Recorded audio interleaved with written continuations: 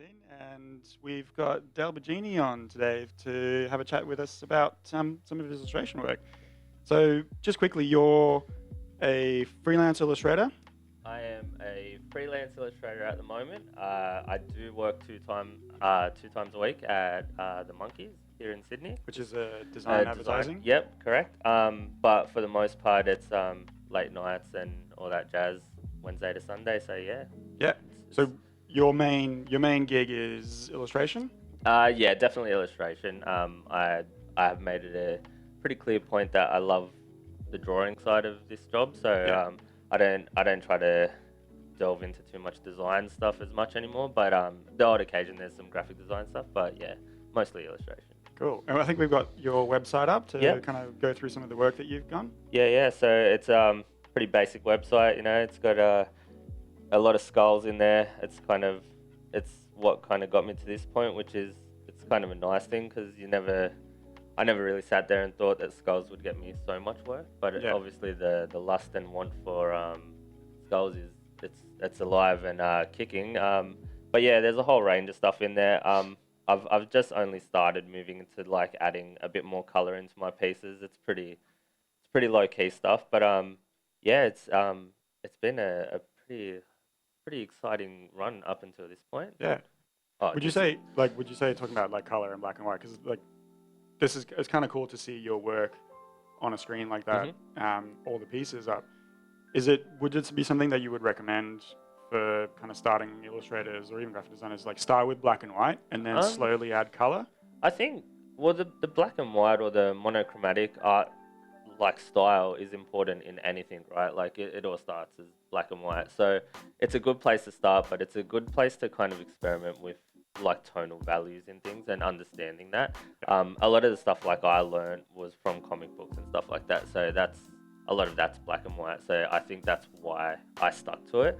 But as a piece of advice, I think it's good to not be scared to try other things, because I was forever sticking to black and white and thought that was just my thing. But in actual fact, clients need a bit of diversity, so they want to see that you know how to address color in the right manner. So that's why I started doing single color editions, like this sort of stuff where it was just putting in like a splash of color or things like that. But now it's, if the client wants a full color piece, I'm comfortable with doing it. So yeah, progression.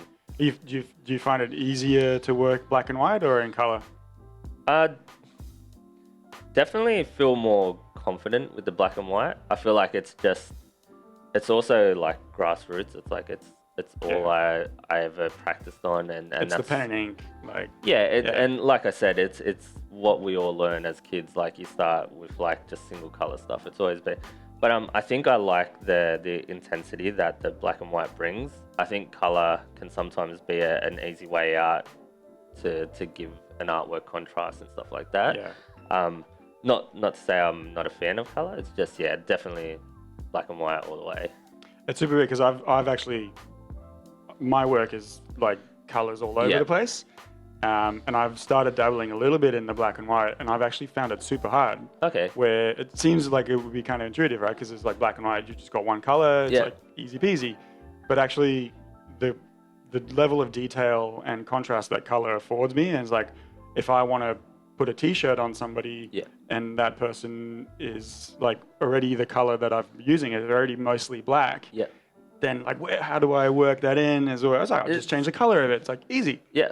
But it's funny because it is something that I think, and this is just in direct reference to like clothing especially, I think people forget that like when they're designing certain pieces, like you can't just design a black and white drawing and expect it to work on a black or white shirt. Like there's considerations that need to be met, right?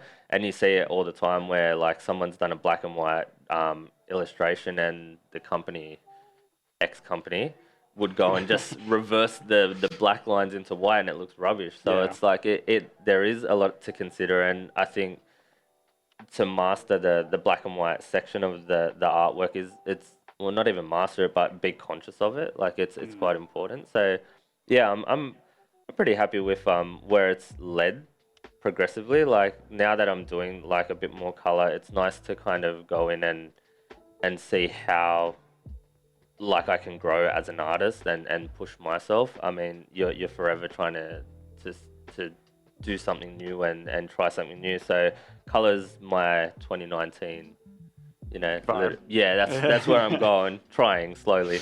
Yeah.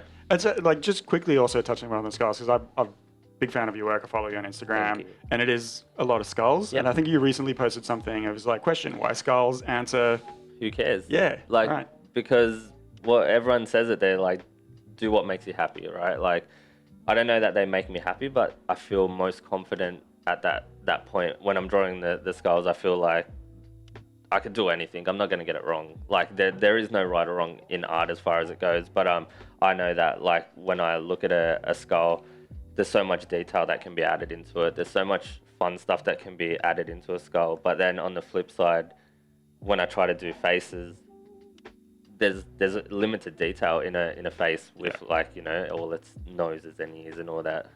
Who needs that? It's just like I just feel like it's a really fun subject matter because you can do it as detailed as you want or as little as you want, and it always turns out like looking sweet to me. Like I think that's super important. I think that's really interesting. That I kind of had a bit of a chuckle when I read that comment on Instagram because it doesn't matter. Who cares? Like there's all the like kind of like I don't want to say haters because it's a bit of a strong word, but it's like Dale Bigeni always does skulls. It's another skull. It's like. But also that's great because you just said Dale Bigeni does a skull, so you instantly know who you have to talk to if you want a skull. So thank you to the haters, whoever they are. Like, is it hate or is it just it's kind of complimentary. I don't take too much of that into heart or anything, but I do like. I also don't care about what people think I should be drawing versus what I want to draw. So it wouldn't enter your mind to be like, hey, you know what, I've done quite a few skulls, and maybe let's try something new? Yeah, well, I think composition-wise, I try to mix it up, but I never sit there and go, kind of tired being the skull guy. I worked 10, 15 years to get to this point to be called anything near the skull guy. There's artists out there that are pretty like, they're pretty hot, so it's nice to be up there with that kind of league. So I'm just gonna own it. Yeah, fair enough. Why not? And so your process in that, so obviously most of the work that you're showing on your website here is digital? All digital. Yeah. So Photoshop, Illustrator? So most of my sketches they start in Photoshop. So basically I will rough something out on paper. There's always a thought process on paper still, but it's very, very quick. It's rough, it's ready, gets sent to client, they approve a layout based on a scribble, and then I move to this sort of stuff where it's just using like just standard brushes in Photoshop, just quickly rough it in. This is probably a bit more refined. With a Wacom or drawing tablet? Yep, so I'll use the Wacom. And then the process basically is as follows. I put some major lines in, like or the heavy blacks and stuff, and then I might add some tonal values, add some halftones and stuff like that using Photoshop. It all depends on the project though. And then this one was completely done in Photoshop and colored in Photoshop, which you're very familiar with. But so we've got a bit of a session coming up. We do later on, and a bit of a breakout session where I'll be doing Photoshop, you'll be doing Illustrator, and we're gonna have a bit of a friendly battle. Yeah, it's a bit of a battle. I think Illustrator's on the win, but we'll see about that. Yeah, okay, let's. We'll see. So on that topic, so the theme of the whole symposium this year is collaboration. Sure. And so I kind of want to ask a few questions about that. So have you done many collaborations in the past? And by collaborations, I mean sort of when you're working with a client, it's like you do the thing for the client and you give them the whole piece. Collaboration in that sense is more just like, let's team up to do a thing at the same time. Not many, to tell you the truth. And the reason why is I feel like you need to be very careful as an artist who you collaborate with. It's great to get in there and say to someone, hey, let's do a collaborative piece, and we just had a quick talk about this outside, but it ends up looking like I drew half a skull and Jeremy drew half a skull, and to me there's it holds no value. It's just two artists drawing exactly what they want, like side by side.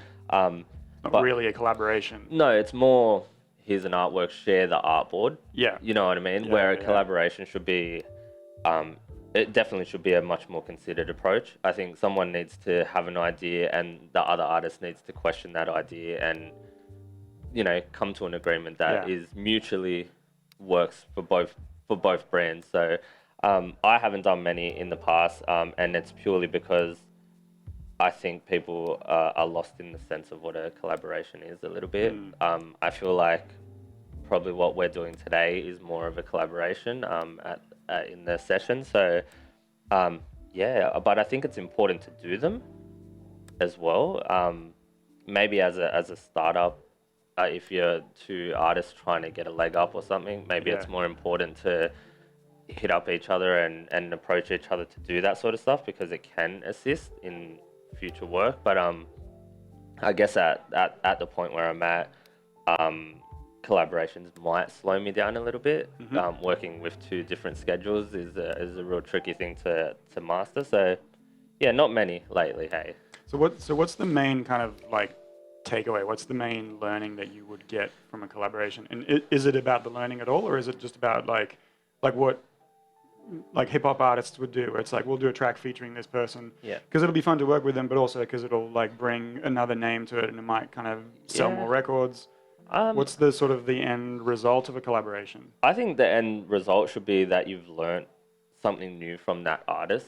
So like, even if it's like a new technique. Yeah, new technique, or that's how they do that, or that's how he got to this process, or to this point. There needs to be some thought and consideration behind it, and I think it can't just be let's make a cool artwork, because we're all artists and we all create cool all the time, as far as I'm concerned. But I think you need to remember that you're doing it for the right reasons as well. Never go into it and think that you're better than that other artist. You should be doing it to learn something from that artist. So be pretty conscious that it's a learning experience more than a financial or portfolio beneficial thing. Yeah. It's cool. It's such a cool thing to talk about because it's like I'm fascinated by this idea that like there's the finished piece, but there's the process as well. Like the finished piece is for the audience, people watching. Yeah. But the process is for you. So like in a sense, like the process is the artwork. Yeah. In that way, it's like I'm sort of constantly trying to like look into this idea that it's not about the finished piece. It's about how I got to that finished piece, which is kind of what we're going to be talking about on stage a little bit later on. And it is funny because I think people do forget that is the key part. So it's hard for people to, and as artists, people don't want, I guess like they want to own themselves. Like you want to own your artwork and be proud of it. You don't want someone else standing there telling you, oh, but we should do this in a collaboration. So you need to be completely open and honest with each other. So yeah, I'm really looking forward to the session actually. Yeah. Do you think, so like yours and my style is relatively similar in sort of the process that we get? Like we draw slightly different content and different themes, but the ideas behind it are relatively similar. Do you reckon that's a good thing in a collaboration? Is it something that's required in order for a piece not to be just kind of like half yours, half mine? Yeah. Or is it a bad thing where it's like, well, maybe we're not learning that much from each other because we're just so similar? No, I think it's actually a good thing. I think if you can complement that other artist's artwork, and it is because it's a similar style, then I don't think it's a negative as much as you probably think it would be, because you're not struggling to match the content or the direction of the artwork, which is half the battle. But also I think to do it with someone, I without referencing anyone in particular, like doing like if I was to collaborate with someone that just drew flowers and they were flat, there was like, you know, that single color stuff, I think I'd find it really hard to find where I mesh in with them, you know what I mean? So I think it's important to pick your collaborators quite like honestly as well. So if someone approaches you, make sure that their artwork isn't going to make you stress out, or it's going to be something that's too complicated. Yeah. I don't think even from like a personal level, like, Of course. it'd be good if you actually like Like that that person person, as a yeah. human being. Yeah. Yeah. Well, we all know the internet's full of a lot of negative people, and you do have to be careful. Like the internet and social media has made things very crazy, and people think all they need to do is reach out and say, "Hey, let's do an artwork together." Yeah. It's not that simple, unfortunately. Yeah, and I think a lot of times that can kind of feel just like I'm just trying to get a leg up on your followers. Yeah, and that's how I always look at it. I'm always like, "Oh, what do I gain out of this?" And I think it's a bit selfish on my part as well. Like I should be a bit more, what's the word? Like inviting. Like I should be able to look into that stuff a bit more, but I also just have like, I've got a schedule and a batch of work that I need to meet, so it's not always convenient. Yeah.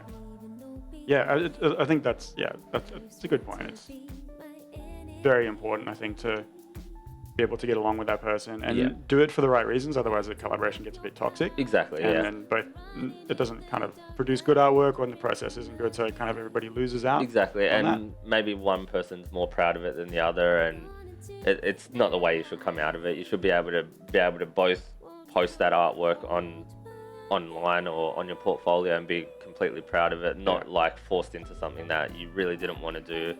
Did it because you thought it was the right thing to do, and like you said, there's no added value, so be careful. Yeah. So I think we've got time for like one final question, and it's more of a kind of like a forward-looking question, kind of going into the future. Is there a new kind of technique? Is there a new skill that you would love to kind of like, if it could be just kind of like jack into the matrix and learn kung fu in 10 seconds? Oh man. What would that kind of skill be? Like it doesn't have to be digital. Like I really want to get into like modeling toys. Like I want to do sculpting and stuff like that. I know I can do it on ZBrush and I'm just not a fan of that sort of thing. Like I just think it's too complicated, and there's something beautiful You about want to play in your hands. I'm completely digital now. Like I want to be able to come out and enter the real world again at some point. And I think like I really just want to do like a collection of like, even if it's just one toy design, just because I collect toys, vinyl toys and stuff, and put one on the wall. I'd like to do like a 3-foot one if I could, like something out of paper mache or whatever. Just that's probably on there as important on the things to do. Yeah, it's funny because I've been having exactly that same thought of Yeah. like, probably also still on the digital side of things, so I wouldn't mind learning a 3D program, but I know that they're like mountains to learn. Yeah. But there is definitely this thing, I think, about like the balance between digital and traditional work, and like it took me a little while to accept my digital faith in a sense of like, okay, cool, I just like kind of like what you were talking about with skulls, like I should do more because I'm classically trained. I should do more kind of sketches, and my sketchbook kind of like forlornly waves at me from the desk. It's like, hey, I still exist. Hello. But it's that's kind of been a process for me. But it's like, do I want to learn a new skill that's going to be another digital skill, or do I want to learn something that's going to get my hands a little bit dirty and make a real thing? I think I don't know, it's something like beautiful about having something that can sit on your desk and taunt you to finish you. You know what I mean? Yeah. When I'm done with an artwork for the day, I close that file. I don't see it. If I forget about it in the other mountains of work I've got, I might not come back to it. A personal piece, you know what I mean? So yeah, something cool like handmade would be cool. Yeah, definitely. Okay, cool. Well, I think we're about to wrap up. Just quickly, we're going to be on stage at 3:30. Yep. It will also be recorded for you guys. It will be streaming, so you can watch it as well on the Adobe AirPack Live site, on YouTube as well, and on the Symposium site. Thanks for coming in, man. It's been rad to chat to you. Thank you. Really looking forward to our collab, and it's going to be interesting. May the best man win. I will. Thanks for tuning in, guys. Well, we've got Liv on in a few minutes with Carly Ayres as well, so make sure you guys stay tuned for that. It should be really awesome talk.